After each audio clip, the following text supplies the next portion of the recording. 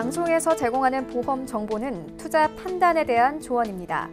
보험, 펀드 등의 가입은 투자자 자신의 판단과 책임에 따라 그 결과가 투자자 본인에게 귀속됨을 양지하시기 바랍니다.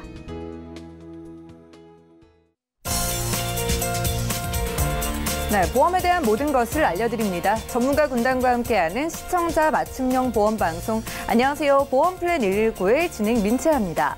자, 한국인의 사망 원인 1위인 암, 그리고 계속해서 발병률이 높아지고 있는 치매. 아무래도 이 두 가지가 가장 두려운 질병이 아닐까 싶습니다. 자, 높은 발병률 이외에도 정신적, 물질적 비용이 크게 드는 질병인 만큼 이에 대한 철저한 대비가 필요해 보이는데요. 그래서 오늘 라이프플랜 A 강의 시간에는 할증 없는 유병력자 암보험 준비 그리고 치매보험 준비를 여러분들께 도와드릴 예정입니다. 오늘 강의 시간 특별히 집중을 해보시면 좋을 것 같고요. 자, 이어지는 보험 이슈 체크 시간에는 오늘은 어린이 보험 어떻게 가입하면 좋을까라는 주제로 또 전문가와 상세한 이야기 나눠볼 예정이니까요. 여러분들 오늘 보험플랜 119 함께 하시면서 꼭 필요한 암보험, 치매보험 그리고 어린이 보험까지 현명한 보험 준비해 보시기 바랍니다. 그럼 시작에 앞서서 참여 방법 살펴보시죠. 오늘 방송 보시면서 내가 가진 보험도 점검이나 상담 필요하신 분들 연락 주시기 바랍니다. 02-3153-2662번, 끝자리 2662번으로 전화를 주시면 상담이 가능하고요. 문자가 편하신 분들은 무료 문자 번호 013-3366-0110번으로 궁금한 내용 적어서 메시지도 보내보시기 바랄게요.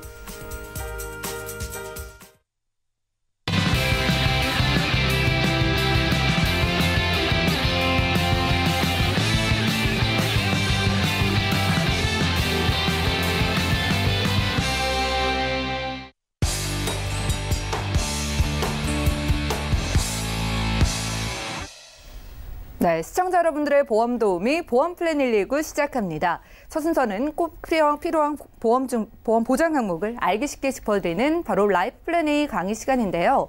자, 오늘은 암보험 그리고 치매보험에 대한 강의가 준비되어 있습니다. 김정덕 전문가님 바로 만나보시죠.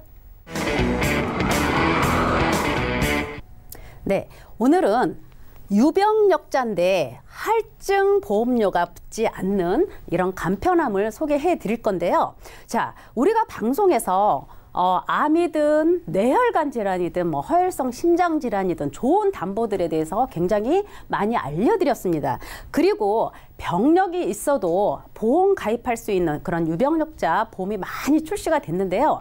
자, 우리가 유병력자 보험이 많이 출시가 돼서 암이나 뇌나 심장 이런 쪽에 보장을 많이 준비를 잘 하셨는데 저희가 문의가 들어와서 또 상담을 해 드리다 보면 이 유병력자 보험에 이제 뇌나 심장 쪽의 질환을 같이 준비를 하면서 이 암 진단비도 같이 설계받은 경우가 굉장히 많더라고요. 그렇다 보면 이 암까지 할증 보험료가 붙어서 너무 과하게 보험료가 지출되는 경우를 많이 봤습니다. 그래서 내가 갑상선 약을 먹든 혈압약을 먹든 아니면 5년 훨씬 이전에 암 진단을 받았든 어떤 수술 이력이 있어도 정상인 사람과 똑같이 할증 보험료 없이 가입할 수 있는 암보험이 있습니다. 그런데 유병력자 보험 안에 같이 가입을 하다 보니까 불필요한 보험료가 지출이 되고 있더라. 그래서 그렇게 많이 알려드렸음에도 불구하고 아직도 그렇게 준비를 못하신 분들이 계셔서 오늘도 할증 보험료 없는 간편함을 가입할 수 있는 방법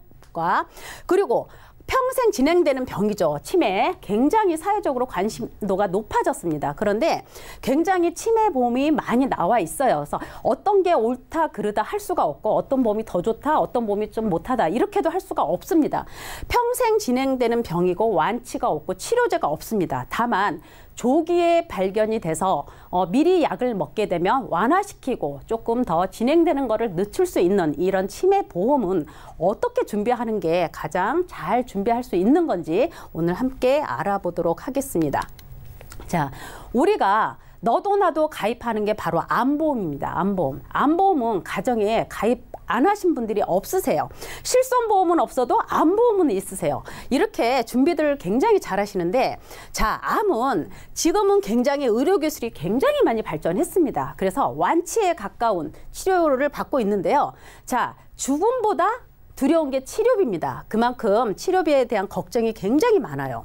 그래서 암 환자 중에서 70% 이상이 이런 치료비에 대한 두려움이 굉장히 크다. 라고 얘기를 하기 때문에 내 주변에서 흔히 발병하는 암 환자들도 많이 보고 가족이나 지인한테서도 많이 봅니다.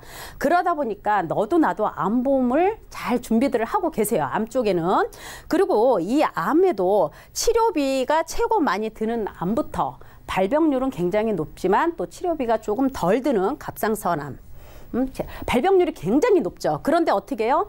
발병률이 높은 이런 유방이나 자궁암, 여성으로서는 또 남성으로서는 방광암이나 전립선암, 그리고 남성이든 여성이든 발병률이 가장 높은 이런 갑상선암에 대한 소외감이나 유사암으로 굉장히 많이 빠져있는 그런 또 암보험들을 많이 준비를 하고 계세요. 그래서 이 암보험도 내가 어떻게 준비하느냐에 따라서 보장을 굉장히 크고 넓게 가져갈 수가 있는 그런 암보험을 준비하시면 좋고요. 자, 지금은 예전에는 암보험을 가입을 하게 되면 일반암 만약에 2천만 원 준비를 했다 그러면 거기에 10 내지 20%만 유사암으로 준비를 할 수가 있었는데 지금은 어떻게 해요? 암보험을 준비를 해도 암진단비 2천이다. 그럼 유사암도 1대1로 2천만 원씩 가입하는 그런 암보험도 새로 출시가 많이 됐습니다. 그래서 암보험이 굉장히 많이 진화를 했어요. 그래서 이렇게 병력이 있는 분들도 뭐 유사암까지 1대1로는 못 가더라도 할증 보험료 없이 병력 있는 분들도 가입을 할 수가 있고 또 병력이 없으신 분들은 또 갑상선이나 이런 소액 유사암에 대한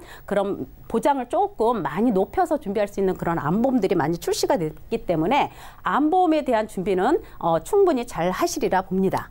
자, 간편암입니다. 간편암이라고 하는 거는 지금 병력이 있는 분들이 가입하는 게 간편암이에요.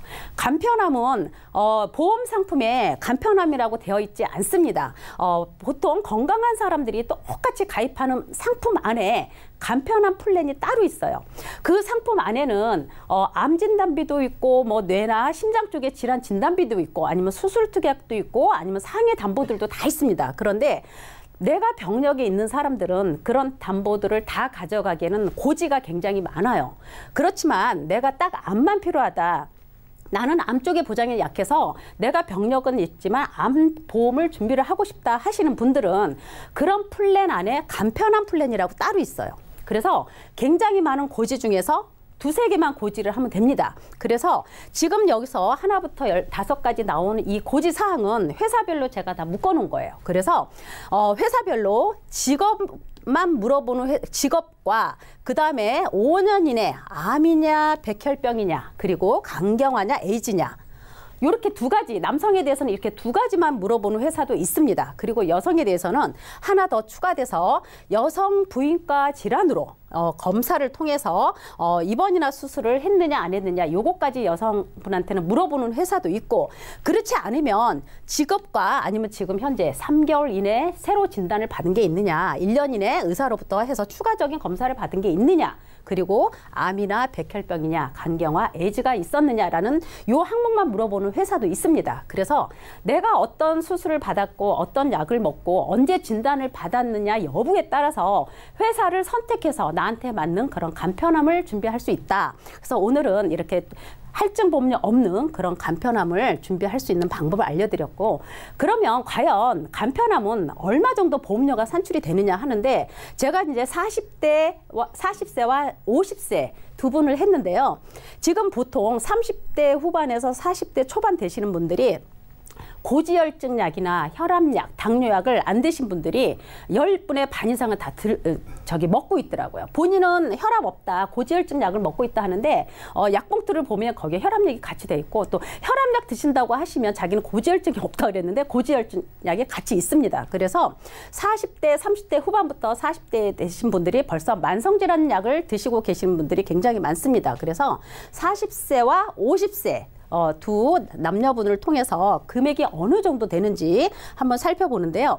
자, 일반암은 유사암의 갑상선암과 제자리암과 경계성 종양 그리고 기타 피부암 요 네 가지를 제한 모든 암은 일반암에 들어갑니다. 굉장히 폭이 넓죠. 자, 유방암이나 자궁암, 또 남성으로서는 전립선암이나 방광암도 다 일반암, 소외감으로 빠지지 않아요. 일반암으로 들어갑니다. 그리고 유사암이 일반암의 30% 600만 원까지 지급을 해줍니다. 그리고 이 안에는 재진단암이라고 해서 내가 일반암 최초 1회 진단을 받고 일반암은 최초 1회잖아요. 또 주고 안 하죠. 근데 일반암 진단비 2천만 원 받고 내가 진단받고 1년 후에 다른 곳에 전이가 됐다든가 아니면 새로운 곳에 새로 생겼다든가 아니면 다시 재발을 했다든가 했을 때 1,000만 원이 또 지급이 됩니다. 그래서 요 재진단암은 어떻게 보면 일반암보다 굉장히 비싼 담보예요. 왜? 이거는 없어지는 담보가 아니에요. 내가 1년마다 검사해서 내 몸에 계속 암세포가 있다라고 진단이 내려지면 계속 지급이 되는 그런 담보예요. 그래서 굉장히 좋은 담보지만 조금 비싼 담보입니다. 그래서 이런 준비하실 수가 있고 요 밑에는 이제 뭐 항암, 약물, 방사선 치료다, 암 수술비다, 암 뭐 요양병원 입원비다 이런 특약들이 다 있습니다. 그거는 선택 사항이고 이렇게 일반암하고 재진단암 그리고 방사선 치료 정도까지 했을 때 40세 남성분이 20년 갱신으로 했을 때는 16,000원, 최저보험료가 2만 원입니다. 그러니까 다른 수술 특약을 조금 더 넣어도 괜찮겠죠. 여성분이 아니라 이거는 이제 비갱신으로 했을 때 요거는 20년 갱신하고 20년 후에 내가 다시 이거를 재갱신해서 가져갈 수 있다라는 그런 장점을 갖고 있고 나는 처음부터 20년 동안 돈만 납입하고 보장만 100세까지 보겠다라고 하시는 분들은 이렇게 비갱신으로 40세 남성분이 5만 원대에 이렇게 설계가 나옵니다. 그래서 요거는 내가 어떤 암보험을 어떻게 가지고 있느냐에 따라서 내가 갱신으로 가져갈 수도 있고 비갱신으로도 가져갈 수가 있습니다. 그래서 전문가를 통해서 내가 갖고 있는 보험의 분석도 한번 받아보셔서 차후로 보완할 수 있는 그런 방법이 가장 좋을 것 같고요. 자, 그럼 40세 여성분은 어떻게 준비가 될까요? 보장은 똑같습니다. 똑같이 했을 때 갱신으로 했을 때가 한 달에 2만 원대 산출이 되고요. 비갱신으로 하게 되면 4만 원대 산출이 됩니다. 그런데 이 비갱신으로 했을 때 남자분이든 여자분이든 일반암보다 더 좋은 담보가 재진단암이라고 했지만 이 재진단암은 갱신으로 이루어져 있습니다. 그래서 비갱신으로 가입을 하셔도 재진단암을 가져갈 때는 그 안에 20년 갱신으로 재진단암만 산출이 됩니다. 그래서 이렇게 저렴하게 추가로 할증보험료 없이 준비하실 수가 있고요. 자, 나이가 50세, 가장 발병률이 높은 나이죠. 사회적으로 어느 정도 이루어졌을 나이이기도 하지만 내 몸에 질병이 충분히 올 수 있는 그런 나이에 이제 돌입을 하셨습니다. 50세 남성분들 똑같은 보장으로 했어요. 일반암 2천에 재진단암 1,000만 원씩 똑같이 넣었을 때 보험료가 20년 갱신으로 하면 4만 원대 나오고 비갱신으로 하게면 7만 원대 나옵니다. 앞전에 얘기했듯이 어떻게 내가 보험을 구성하고 있느냐에 따라서 그리고 내가 나이대가 어느 나이대에 있느냐에 따라서 갱신이 좋을 수도 있고 비갱신이 좋을 수도 있습니다. 그래서 그거는 이제 선택을 하시면 되고요. 자, 50세 여자분. 자, 같은 보장에 갱신으로 하게 되면 일반암 2천에 유사암 재진단암까지 가져가도 28,000원, 3만 원이 넘지 않죠. 예, 똑같이 했을 때 비갱신으로 하게 되면 47,000원대입니다. 그래서 여성분이든 남성분이든 내가 보험을 추가로 더 보완을 할 때는 내가 갖고 있는 암 진단비가 어느 정도 구성되어 있는지에 대해서 추가로 준비를 하시면 될 것 같아요. 자, 그리고 이제는 암은 우리 주변에 흔히 볼 수 있는 질환 중에 하나죠. 발병률도 굉장히 높고 치료 기술이 굉장히 좋아서 완치에 가까운 의료 혜택을 볼 수가 있는 게 암입니다. 근데 발병률이 굉장히 높아서 암보험들 우리가 많이 가입하고 있지만 암보다 더 무섭고 두려운 게 바로 치매입니다. 치매. 자, 암이라는 거는 굉장히 발병률이 높아서 우리가 준비를 했지만 암은 나만의 고통이에요. 그죠? 나만의 고통인데 이 치매라는 거는 가족이 함께 같이 가져가는 질병입니다. 가족의 고통이 같이 동반이 돼요. 그래서 이 고령화 사회에 살면서 너무너무 무서운 게 암보다 무서운 게 치매다라고 얘기를 합니다. 그래서 이 치매는 사회적으로 지금 굉장히 관심사가 높아졌어요. 그래서 이 치매는 뭘까요? 치매의 어떤 원인은 잘 이렇게 분석이 되어 있지 않습니다. 근데 치매가 과로 이제 스트레스나 이런 걸로 인한 수면 부족이 가장 원인이 된다고 해요. 원인이 되는데 우리 이 뇌 안에 이 뇌세포가 있죠. 해마라고 뇌세포가 있습니다. 이 뇌세포 해마가 점점 망가져가는 거죠. 치매는. 근데 이 해마가 전체가 다 망가지면 이제 굉장히 큰일이지만 이제 서서히 나빠져요. 그래서 우리가 요즘 관심사가 높은 이 치매 보험의 준비를 어떻게 하는 게 왜 필요한지 그거를 이제 많이 문의가 주십니다. 그래서 현재 치매 환자가 약 72만 명이에요. 72만 명. 근데 앞으로 30년 후에는 거의 4배에 가까운 치매 환자가 나올 거다라고 얘기하고 있습니다. 그래서 이미 우리가 고령화 사회에 살면서 예고된 질병이에요. 예고된 질병. 그러니까 너무너무 치매에 대한 두려움이 커집니다. 오래 사는 게 과연 이게 축복인지 재앙인지 굉장히 무섭고 예고된 재앙입니다. 그래서 이렇게 치매에 대한 관심이 많이 높아졌고요. 치매에 대한 관심이 가장 높은 거는 나 혼자 괴로운 게 아니기 때문에 그렇죠. 가족이 함께 같이 고통을 겪어야 되는 게 치매인데 그게 가장 큰 문제가 바로 간병비 문제입니다. 간병 문제. 간병 문제인데 보통 이제 부부가 같이 살면 배우자가 간병을 많이 해요. 그만큼 밖에서 일하는 시간이 많이 줄죠. 가족들도 마찬가지입니다. 돌아가면서 치매 환자를 돌보게 되다 보면 밖에서 일하는 시간들이 많이 줄어들어요. 그래서 가장 큰 거는 간병 문제입니다. 간병 문제. 모든 사람한테 다 와도 나한테는 오지 말고 피해갔으면 하는 게 바로 치매죠. 그래서 치매는 이렇습니다. 치매를 암보다 무섭다고 말하는 거는 치매를 암 환자는 마지막까지 그래도 가족들의 돌봄을 많이 받습니다. 그죠? 효도를 받지만 치매는 마지막에는 내가 누군지 모르게 생을 마감하는 게 바로 치매입니다. 그래서 굉장히 두렵습니다. 그래서 가족이 함께 짊어지는 질병이기 때문에 나로 인해서 내 가족의 고통을 최소화할 수 있는 게 방법이 뭘까? 그런 결론은 간병비, 경제적인 문제가 가장 큽니다. 그래서 치매 보험을 미리 준비하는 게 나중을 위해서 혹시는 내 가족을 위해서 꼭 필요하다. 그래서 이 치매 같은 경우는 CDR 척도라고 있습니다. CDR 척도라고 있는데 보통 이제 우리가 이제 보험회사에서 지금 나와 있는 게 치매 보험이 경도 1점부터 3점까지 나와 있습니다. 3점까지. 그래서 이 점수가 CDR 척도 점수가 점점점 올라가면 올라갈수록 치매가 굉장히 악화된 거죠. 중증으로 가는 거예요.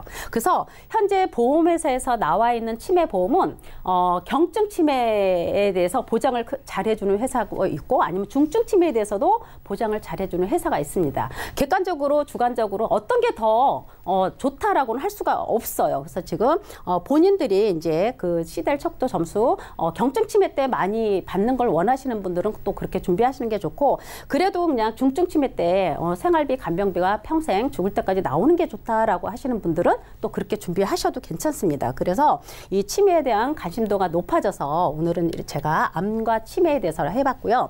그러면 보험회사에서 기준을 해주는 CDR 척도 점수가 과연 어느 정도 증상을 얘기하느냐 이렇게 물어오시는 분들이 굉장히 많으세요. 그래서 오늘은 CDR 척도가 점수에 어떤 정도의 증상을 얘기하는 건지 한번 보면 자 CDR 척도 0점에서 2, 4, 6, 총 7단계가 있습니다. 그래서 점수가 올라가면 올라갈수록 굉장히 중증 치매예요. 그래서 자 0점 CDR 척도 검사를 했어요. 이거는 CDR 척도가 뭐냐면 자 정신건강의학과 신경정신과 전문의의 또는 신경과 전문의가 기억력, 진압력 등에 대한 관련되는 질문을 치매 진단하는 어떤 인지 기능 장애입니다.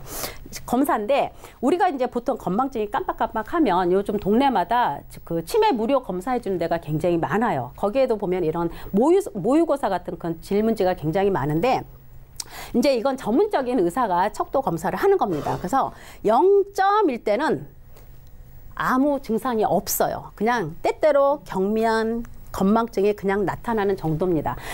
건망증은 뭐예요? 제가 깜빡했다가도 다시 기억이 나는 게 건망증입니다. 그죠? 근데 이게 아주 경미한 건망증, 이거는 아주 정상이라고 보는 거죠. 근데 이제 척도 검사 했더니 0.5점이에요. 0.5점. 0.5점인데 지속적인 건망증이에요. 그래서 집안 생활이든 사회 생활이든 약간 의심이 돼요. 장애가.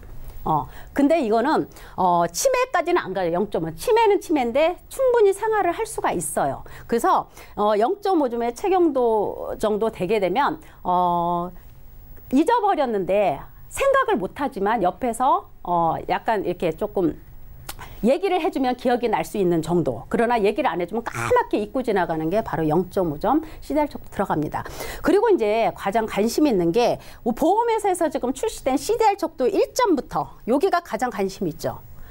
CDR 척도 1점부터 가입을 할 수 있는 보험이 있고 중증 치매 때 많이 주는 그런 보험이 있습니다. 자, 보험회사에서 지급해주는 CDR 척도 1점은 자, 일상생활에 지장이 있는 기억장애입니다. 기억장애, 집안생활, 사회생활에서 장애는 있으나 정상 활동이 가능하다. 이게 경도 치매예요. 경도 1점이에요. 뇌세포인 해마가 고장이 나는 거죠. 일부가 고장이 나서 이런 경우는 단기간 안에 있는 그런 기억을 못 합니다. 그래서 우리가 이제 이렇게 CDR 척도 1점이다 아니면 0.5점 건망증이 좀 심해지면 솔직히 우리가 검사를 받잖아요. 그래서 약간 경도인지 장애가 의심이 된다라고 하면 대부분 0.5점부터 약을 먹기 시작합니다. 그런데 치매는 어떻게 돼요? 완치 치료제가 없습니다. 평생 진행되는 병이에요. 근데 우리가 약을 먹기 시작하면 완치는 안 되지만 늦춘다 그랬어요. 진행되는 병의 단계를 늦춘다고 했어요. 그래서 0.5점부터 약을 먹기 시작하면 경도 1점까지 오는데도 또 4, 5년 이상 걸리죠.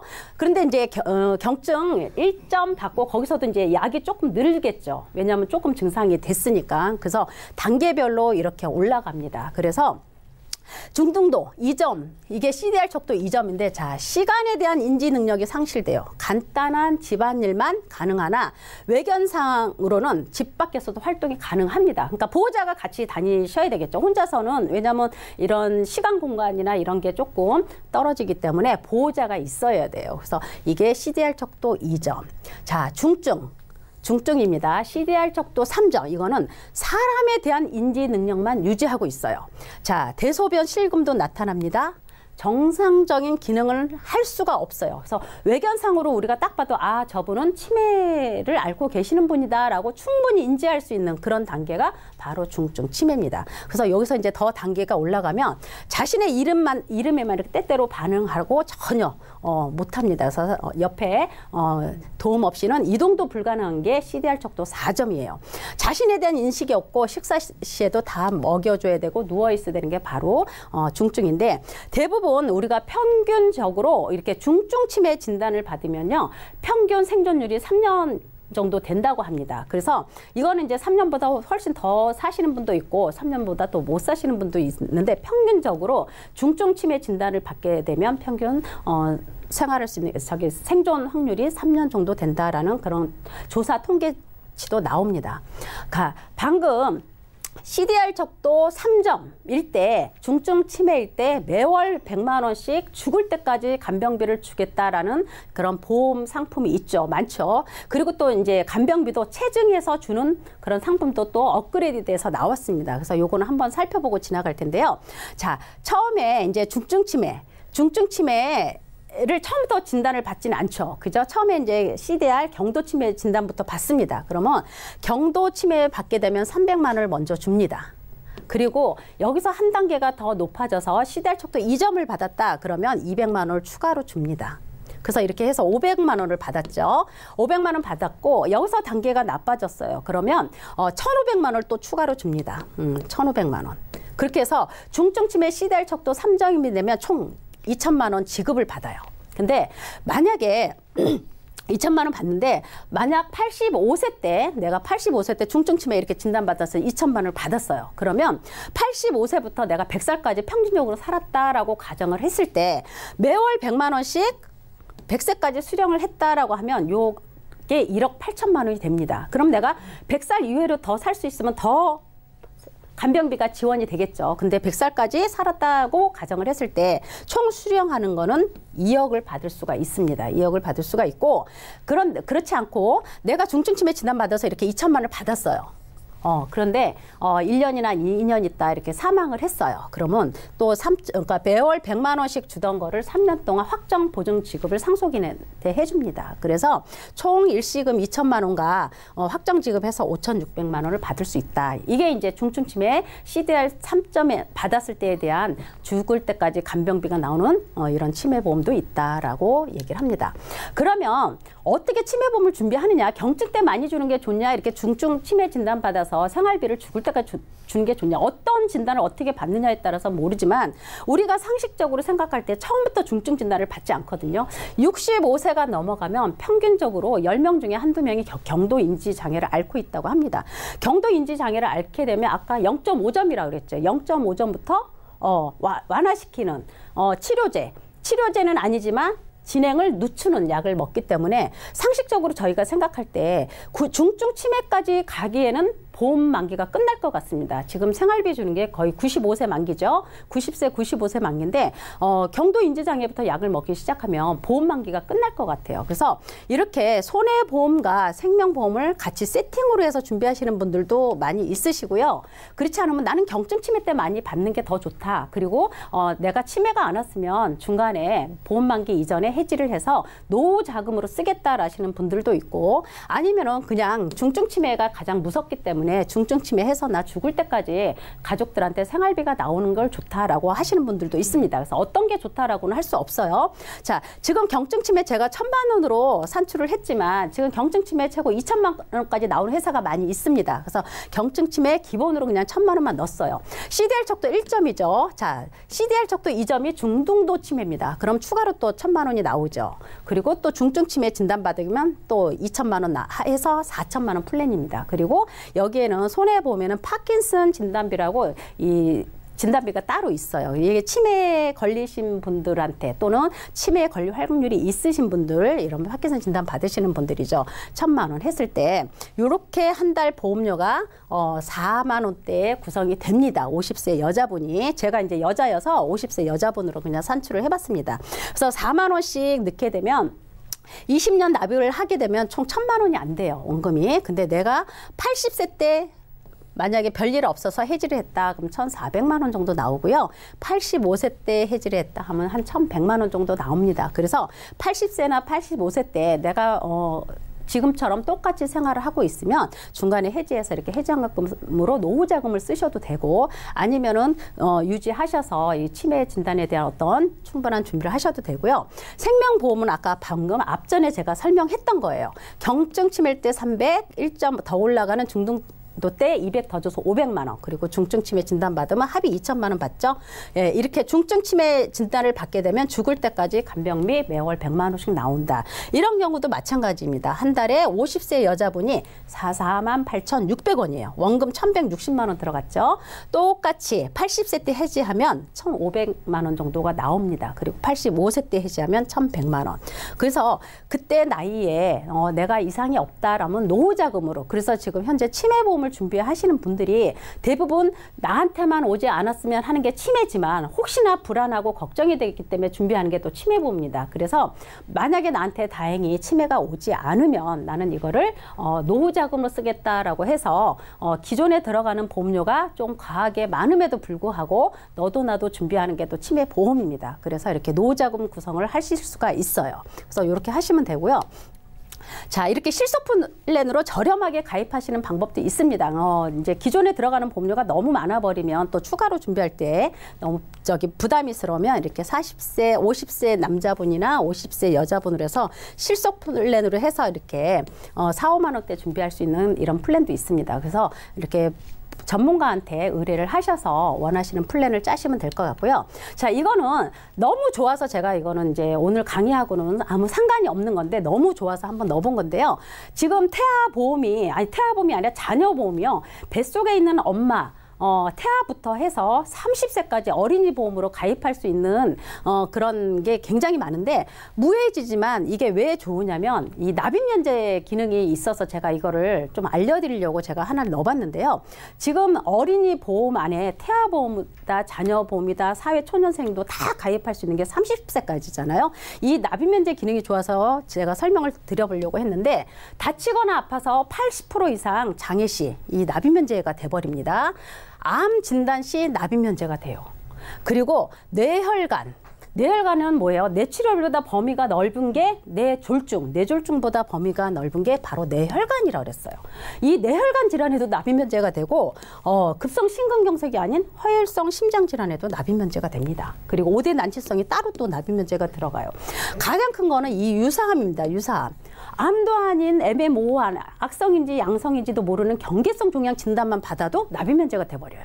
그래서 기존에는 납입면제 기능이 이렇게 상해질병 80% 후유장애나 아니면 유사암이 안 들어간 유사암 제외한 암 진단 시 아니면 뇌졸중이나 뇌출혈 진단 시입니다. 뇌혈관이 아니고 이 심장도 마찬가지죠. 허혈성 심장질환이 아니라 급성 심근경색 진단 시 납입면제였는데 이렇게 너무 대폭적으로 풀렸습니다. 그래서 너무 기능이 좋아서 오늘은 강의하고 상관이 없는 건데 이렇게 자녀보험 구성할 수 있는 게 있기 때문에 한번 알려드리느라고 요거는 한번 넣어봤습니다. 그래서 방금 전에 유병력자도 이렇게 할증보험료 없이 충분히 저렴하게 암보험 준비하실 수가 있고요.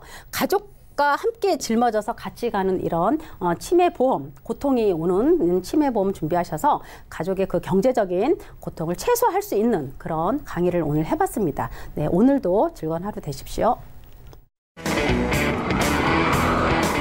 네, 오늘은 김정덕 전문가와 라이프 플랜 A 강의 시간 함께했습니다. 보험 준비에 있어서 필수인 암보험, 오늘은 그중에서도 병력이 있어도 할증 없이 건강체와 똑같이 가입 가능한 암보험을 소개를 해드렸고요. 그리고 최근에 또 국민보험으로 떠오르고 있는 치매보험까지 전문가님께서 설명을 해주셨습니다. 자, 병력이 있지만 암보험을 생각만 하셨던 분들이나 치매보험 좀 준비를 해보고 싶으신 분들 지금 보험플랜 129에 문을 두드려 주시기 바라고요. 궁금증 있으신 분들도 지금 전화, 문자 연락 주시면 저희가 상담 도와드릴게요. 강의 내용 정리해드리고요. 보험 이슈 체크 시간 이어갑니다.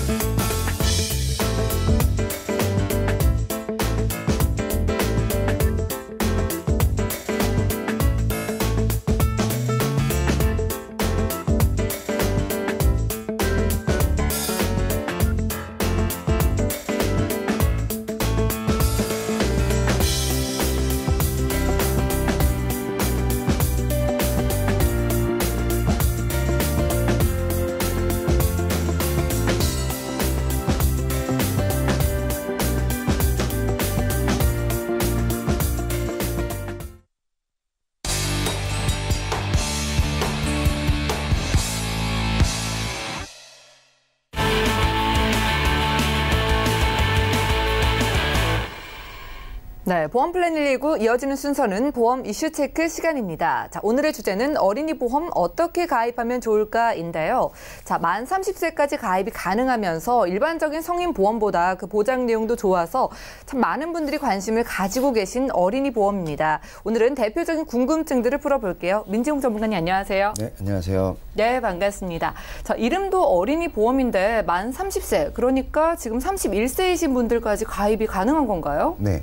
물론 이제 4월에 변경이 어떻게 될지는 아직 잘 모르겠습니다만 지금 현재까지는 아직 만 30세까지, 그러니까 31세까지 어린이 보험이 가능하고요. 제가 저번 방송에서도 어린이 보험이나 이 무해지 보험에 대해서 한번 말씀을 드렸는데요. 방송 보시고 문의하시는 분들도 많으셨고 또 30대에서 60대 사이에 부부분들께서 자녀 보험과 본인의 보험을 함께 리모델링을 원하시는 분들도 있어서 혹시 뭐 그날 방송을 보지 못하신 분들이라든지 그냥 지나치신 분들을 위해서 다시 한번 준비를 해봤고요. 보험 약관과 이 상품이 개정되게 되는 이 4월이 되기 전에 다시 한번 30세까지 가입되는 이 어린이 보험과 또 31세부터 60세 분들께서도 저렴하게 가입하실 수 있는 무해지 보험의 장점에 대해서 다시 한번 다뤄볼까 합니다. 항상 강조드리지만 이 어린이 보험 같은 경우는 보장 범위나 보장 금액의 크기가 성인 보험보다 훨씬 좋기 때문에요. 가입이 가능한 나이라면은 당연히 꼭 가입을 해두시는 게 좋다고 말씀을 드릴 수가 있고, 그만큼 보장적인 면으로나 경제적인 면으로나 봐도 어떤 종합보험보다 가성비가 뛰어나기 때문에 여러 가지 보험을 가지고 있는 것보다는 어린이 보험 하나만 제대로 들어도 굉장히 여러 가지 효과를 보실 수 있다, 이렇게 말씀을 드릴 수가 있겠습니다. 또 30세에서 50세 혹은 이제 50세에서 60세 사이에 계신 분들도 연령에 따라 조금씩은 다릅니다만 무해지 보험이라는 것이 나와서 이제는 과거처럼 너무 비싸지 않게도 가입할 수 있는 종합보험의 형태가 나와 있고요. 만성질환만 없다라고 한다면 질병후유장애라는 굉장히 좋은 특약도 가입이 가능하시기 때문에 기존의 어떤 종합보험보다도 훨씬 더 가성비 좋게끔 그렇게 가입을 하실 수가 있고, 이 무해지 보험을 잘 활용하신다라고 하면 경제적인 면 그리고 보장적인 면을 충분히 채우실 수 있을 거라고 생각을 합니다. 항상 강조드리지만 이 보험을 가입할 때 같은 보험사에 같은 이름을 가진 보험이라고 하더라도 그 플랜을 어떻게 설계하고 어떻게 조립하느냐에 따라서 굉장히 많은 차이가 나고 전혀 다른 보험이 돼버릴 수가 있습니다. 그렇기 때문에 그냥 전체적인 가격만 보고 가입을 하시는 것보다는 특약 하나하나가 가지고 있는 어떤 의미가 있는지, 그리고 이게 나한테 필요한지 필요 없는지를 꼼꼼히 따져보시고 가성비까지 한번 확인을 하신 후에 보험 플랜을 잘 설계하셔야 나중에 후회하지 않고 그 보험으로 제대로 노후에도 보장을 받지 않을까, 이렇게 생각을 하고 있고요. 보험을 하나 가입할 때 지금 현재 가격만 보고 가입을 하시게 되면 보험을 계속해서 가입해야 되고, 그러다 보면 보험료를 내는 부담은 계속해서 지게 되고, 그리고 또 불안하다 보니까 또 이 보험을 또 추가로 가입해야 되는 여러 가지 부작용이 생길 수가 있습니다. 그러니까 보험을 가입하실 때 꼼꼼하게 잘 따져보시고 여러 가지 보험을 가입하시는 것보다는 내 상황에 맞게끔 종합보험을 또는 무해지 보험으로 잘 구성하시는 것이 가장 좋다고 말씀을 드릴 수가 있겠습니다. 네, 알겠습니다. 오늘 만나보고 있는 어린이 보험, 아직까지는 만 30세까지 가입 가능하다고 합니다. 하지만 다가오는 4월에 어떻게 보험 변경이 될지 모르기 때문에 어린이 보험을 이번 달에 좀 생각을 해보시면 좋을 것 같은데요. 자, 그런데 어린이 보험에 관해서 많이 받는 질문 중에 하나가 100세 만기로 준비하는 게 좋은지 30세 만기로 준비하는 게 좋은지, 이 부분인데 이 부분은 어떤 게 좋을까요? 네, 물론 이제 각각의 장단점은 다 있는데요. 우선 이제 20세가 넘은 20세부터 30세의 자녀라면 당연히 100세 만기로 준비를 하실 테니까 20세 이하의 어린 자녀들을 예로 들어서 말씀을 드리게 된다면 30세 만기로 가입할 때의 장점은 당연히 가격이 저렴하다라는 게 되겠고요. 그다음에 다만 단점이라고 한다면 30세가 돼서 자녀든 아니면 부모님이 또다시 보험을 또 준비해 줘야 된다라는 겁니다. 보통 30세 만기로 가입하게 되면 보장 금액을 굉장히 채운다 하더라도 사실 보험료가 실비를 제외하면 3, 4만 원 정도면 구성이 다 돼요. 그러다 보니까 굉장히 저렴하다 보니까 이렇게 가입을 해두고 나중에 30세에 다시 가입을 해야지라고 생각을 하시게 되는데, 자녀가 30세가 되면 역시나 당연히 보험료는 또다시 오르게 되고요. 그렇게 되면 3, 4만 원씩 20년을 납입하고 또다시 성인이 돼서 성인보험의 보험료로 또다시 20년을 납입해야 되는, 그러니까 경제적으로 봤을 때는 총 납입보험료가 우선 늘어나게 될 거고요. 그 다음에 가장 우려되는 것은, 물론 그런 일은 당연히 없어야 되겠습니다만, 혹시나 자녀가 30세가 되기 전에 어떤 질병을 앓는다든지 혹시 크게 다치는 일이 발생이라도 하게 된다면 보험을 가입할 때 어떤 불이익을 받는다든지 또 내가 원하는 만큼의 보험을 제대로 가입할 수 없는 상황도 생기게 됩니다. 그렇기 때문에 경제적으로 크게 부담이 없다라고 한다면 비갱신으로 100세 만기로 가입하는 것을 저는 좀 추천을 드리고 있고요.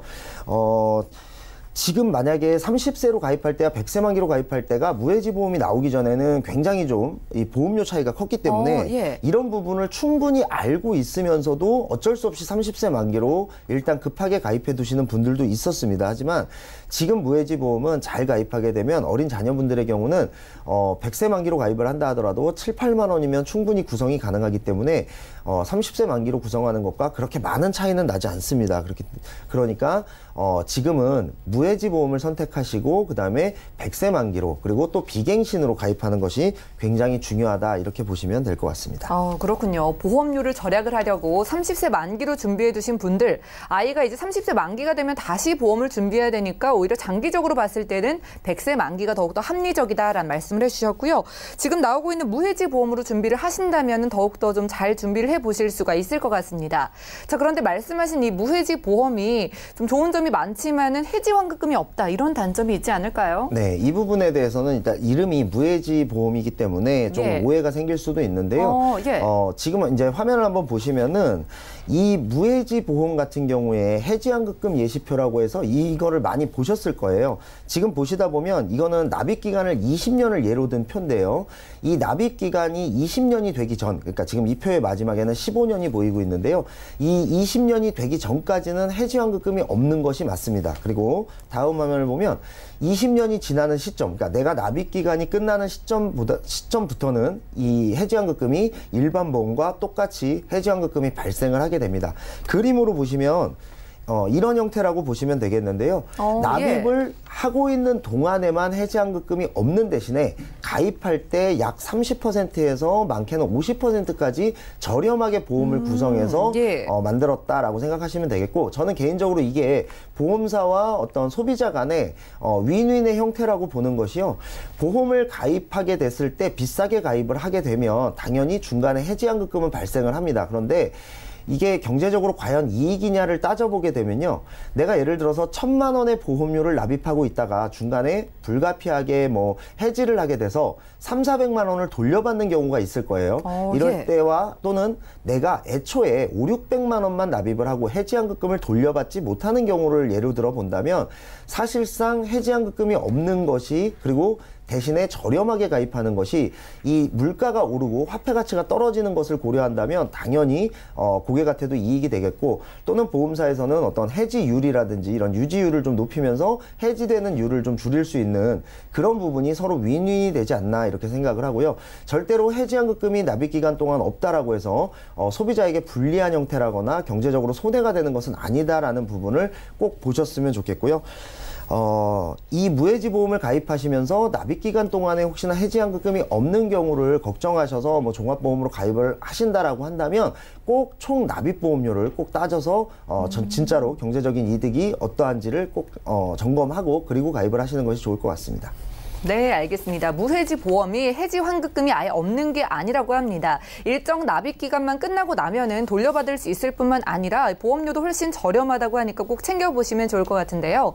자, 그리고 저희가 지금 만나보고 있는 어린이 보험에 가입을 하면은 일반 성인 보험보다 보장 내용도 더 넓고 또 보장의 크기도 크다고 하셨는데 뭐 어떤 특약들이 어떻게 좋은 걸까요? 네, 우선은 실손보험 다음으로 가장 범위가 넓고 그다음에 가성비가 좋다라고 할 수 있는 이 질병 후유장애 특약이 과거에 적게만 가입되던 것들이 지금은 최대 뭐 7천만 원 이렇게까지도 가입이 되고요.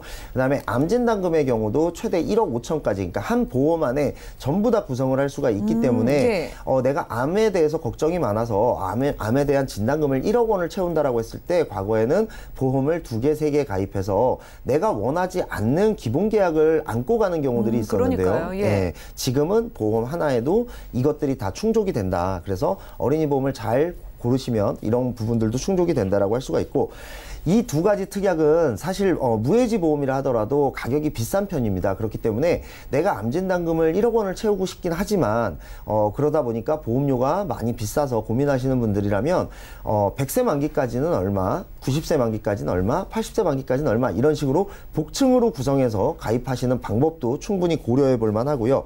그 다음에 이제 걱정하시는 것이 바로 뇌하고 심장 쪽에 대한 질환인데요. 이것도 한번 화면을 한번 보시면요. 전에 지금 방금 강의에서도 나왔던 거지만 항상 이 뇌혈관 질환 진단비, 허혈성 심장 질환 진단비가 100%를 보장하는 특약이기 때문에 이렇게 가입을 해두셔야 굉장히 좋습니다. 그런데 성인보험의 경우는 뇌출혈만 된다든지 혹은 뇌졸중만 된다든지 또는 급성심근경색만 된다든지 아니면 다 되는데 내가 잘 몰라서 그냥 짜여져 있는 설계한 대로 가입을 하다 보니까 넓은 범위가 아니라 좁은 범위로 가입을 했다든지 이런 부분들이 굉장히 많이 발생을 하게 되는데요. 지금은 어린이 보험에서도 뇌혈관 질환 진단비나 허혈성 심장 질환 진단비가 최대 5천만 원까지 가입이 가능하고요. 그다음에 성인 보험, 즉 30대에서 60대까지의 보험에서도 연령대에 따라 조금씩은 차이가 있습니다만 1,000만 원에서 3천만 원까지는 구성이 됩니다. 그렇기 때문에 만성 질환이 없으신 분들이라면 이 부분은 부분을 꼭 한번 고려를 하셨으면 좋겠고, 그다음에 지금까지도 질병우유장애 특약을 가지지 못하신 분이 있다면 질병우유장애 특약이 조금 혼동이 되실 수 있는 게 80% 이상이라고 써져 있는 특약을 지금 방송에서 얘기하고 있는 질병우유장애 특약이다라고 오해하시는 경우가 있는데요. 80% 이상이라고 하면 굉장히 큰 후유장애입니다. 그러니까 예. 80% 미만이라고 써 있던지 아니면 3에서 100%라고 써 있는 그런 정도의 질병우유장애 특약을 꼭 갖추셔야 된다라는 점을 꼭 기억하셨으면 좋겠고, 마지막으로 고혈압이나 고지혈 그리고 당뇨, 뭐 관절염 같은 만성질환이 없으신 분들이 가입이 가능하니까 그게 아직까지 발생하지 않았거나 걱정되시는 분들은 꼭 지금이라도 무해지보험을 다시 한번 생각해 보시는 것이 좋을 것 같습니다. 네, 어린이 보험 역시 보장이 굉장히 훌륭하네요. 근데 한 보험 안에 구성을 꽉꽉 채워서 가져갈 수 있다고 하셨는데 지금 말씀하신 특약들이 의료비 지출도 크고 또 굉장히 중요한 특약들이잖아요. 그런 질환들인데 같은 나이로 만약에 같은 보험사에 가입을 한다. 이런다고 해도 좀 어린이 보험과 성인 보험의 차이가 있을까요? 네, 차이가 있습니다. 그러니까 같은 보험사에 같은 보험 그리고 같은 상품의 이름을 가진 보험도 예를 들면 괄호 안에 뭐 해지환급금 미지급형 그리고 똑같은 해지환급금 미지급형이라고 써 있다 하더라도 100% 미지급형, 50% 미지급형, 30% 미지급형 이런 아주 작은 그 이름의 차이에 따라서도 굉장히 많은 가격 차이라든지 또는 보장의 크기의 차이가 발생하고는 합니다.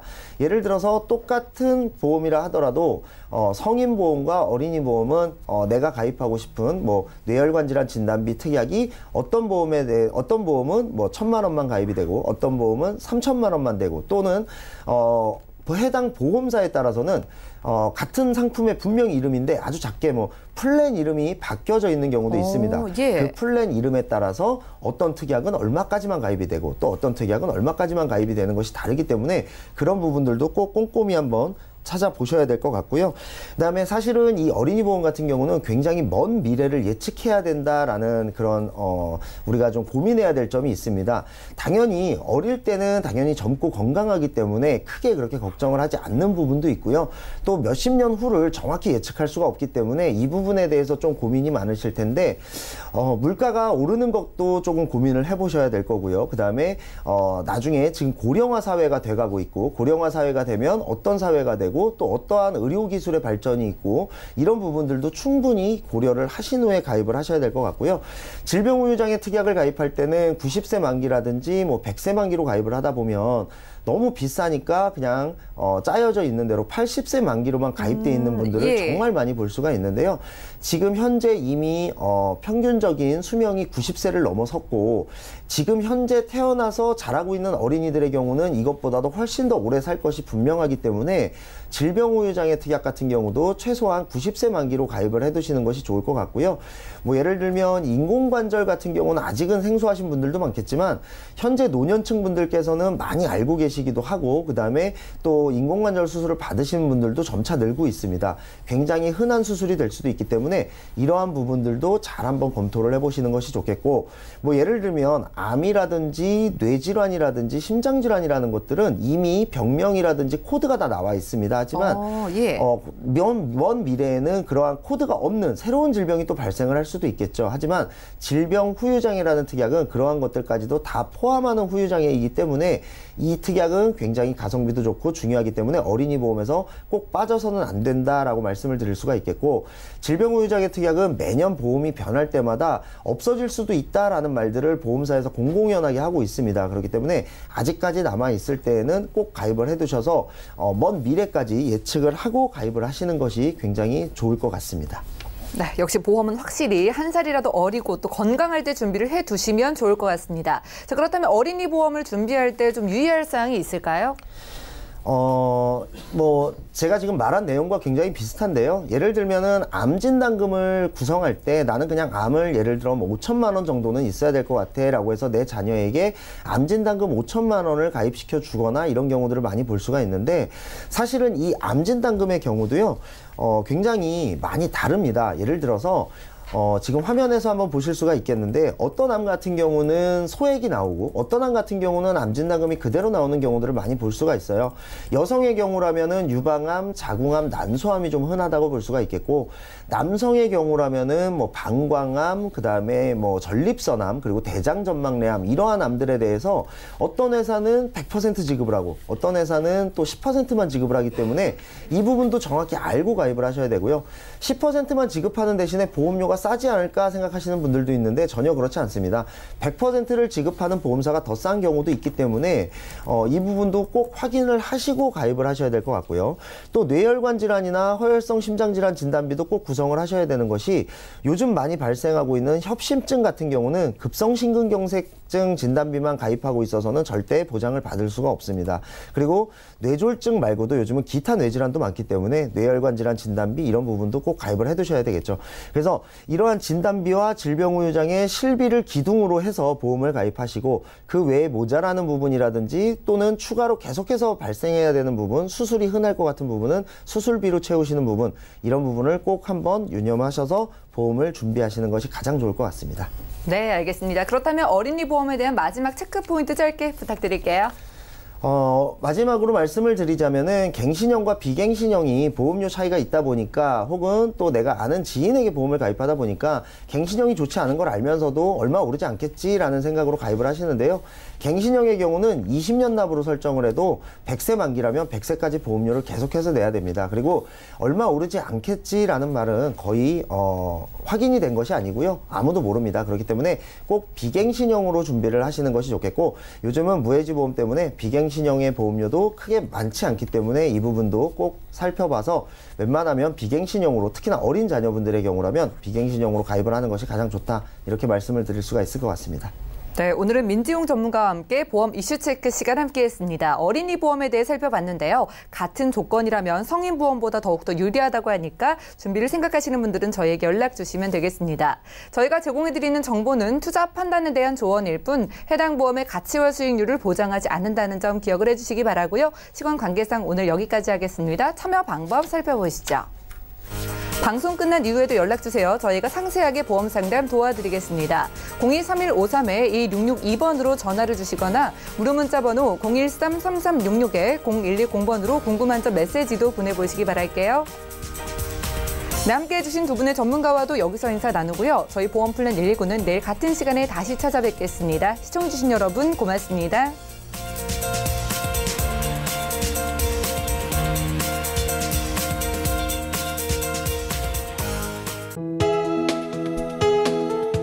방송에서 제공하는 보험 정보는 투자 판단에 대한 조언입니다. 보험, 펀드 등의 가입은 투자자 자신의 판단과 책임에 따라 그 결과가 투자자 본인에게 귀속됨을 양지하시기 바랍니다.